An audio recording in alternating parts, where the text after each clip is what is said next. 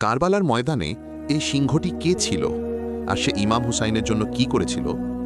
আবু আল হারিস ছিল একটি সিংহ শাবক, যে ছোটবেলা থেকেই ইমাম হুসাইনের সঙ্গে খেলত। যত বড় হতে লাগল ততই তার ভালোবাসা ও নিষ্ঠা ইমাম হুসাইনের প্রতি আরও গভীর হল। আরবের লোকেরা যখন নামাজ পড়তে মসজিদে যেত, তখন এই সিংহটি বাইরে গলিতে দাঁড়িয়ে থাকত। মানুষ ভয় পেতে শুরু করল।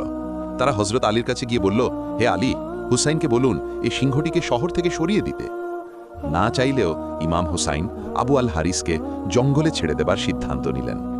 সিংহটি চলে গেল ঠিকই, কিন্তু হৃদয় ইমামের প্রতি গভীর প্রেম নিয়েই। এরপর এলো 10 মহরম, যেদিন ইমাম হুসাইন ও তার সব সাহাবী শহীদ হয়ে গেলেন।